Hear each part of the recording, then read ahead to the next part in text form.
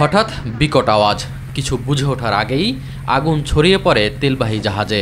চট্টগ্রাম বন্দরের বহির্নোঙরে পতেঙ্গা এলাকায় বাংলাদেশ শিপিং কর্পোরেশনের তেলবাহী জাহাজ বাংলার সৌরভ বিস্ফোরণের পর জ্বলে 2 ঘন্টা। শিপিং কর্পোরেশনের জাহাজ বাংলার জ্যোতিতে বিস্ফোরণ ও অগ্নি দুর্ঘটনায় 3 জন নিহতের 4 দিনের মাথায় বাংলার সৌরভে আগুনের ঘটনা ঘটে। এ সময় জাহাজটিতে থাকা 48 জন ক্রুর মাঝে প্রাণ বাঁচাতে নদীতে ঝাঁপ দেন একাধিক নাবিক। ফায়ার সার্ভিস ও কোস্টগার্ডের 3টি মেটাল শার্ক, বিসিজিটি প্রমত্ত উদ্ধারকারী টাগবোট উদ্ধার অভিযান চালায়। অংশ নেয় নৌবাহিনীর 4টি টাগবোটও। একে একে 48 নাবিকের মধ্যে 46 জনকে উদ্ধার করে নিয়ে আসা হয়। পরে সমুদ্র থেকে ভাসমান অবস্থায় উদ্ধার হয় সাদেক নামে এক নাবিকের মরদেহ। বিস্ফোরণ তো সবাই কেঁপে উঠছে। আমরা মনে করছিলাম হয়তো ধাক্কা টাকা লাগছে কোথাও, কিন্তু যে আগুন করে বলতেছিল সবার দৌড়াদৌড়ি শুরু হয়ে গেছে। তো আমরা বাইরে গিয়ে দেখলাম যে অনেক জায়গায় আগুন ছড়াই গেছে। ধারাম করে আওয়াজ হওয়ার সাথে সাথে আমি ওই জায়গায় যাই, দেখি এসপটে 3-4টা প্লেট উল্টে যাই। ওখান থেকে মানে আগুনের ফুলকি, প্রচুর আগুনের ফুলকি। ওই তেলের ট্যাঙ্কির ওখানে যেখানে তেল থাকে ওই জায়গায় আগুন লাগছে।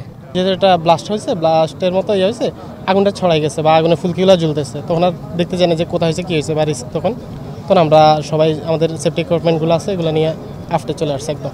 জাহাজটিতে 11,600 মেট্রিক টন ক্রুড অয়েল ছিল, তবে বিস্ফোরণের কারণ জানা যায়নি। উপরের অংশে আগুন লাগলেও তা ভিতরে ছড়ায়নি বলে জানায় কোস্টগার্ড। তেলের জাহাজের যে মেইন ট্যাঙ্ক সেখানে আগুন লাগেনি। আগুনটা যেহেতু 4 পার্টের দিকে লেগেছে, এই জন্য এখন পর্যন্ত মেজর কোনো অ্যাক্সিডেন্ট হয়নি। এখন পর্যন্ত আগুন নিয়ন্ত্রণে আছে এবং এটার কন্ডিশন ভালো। গত 30 তারিখ যে ঘটনাটি ঘটেছিল বাংলার জ্যোতি, সেটি তদন্ত কমিশন হয়েছে অনেকগুলোই, এবং এর মধ্যে একটি তদন্ত কমিশনের রিপোর্ট আমরা দেখেছি। এই ঘটনাটি যদিও একই ধরনের ঘটনা মনে হয়, কিন্তু প্রত্যেকটি অগ্নিকাণ্ডের ঘটনা পৃথক, মানে ওটাকে আলাদাভাবে তদন্ত করার প্রয়োজন আছে এবং তদন্তের পরেই আমরা এটার প্রকৃত কারণ জানতে পারব।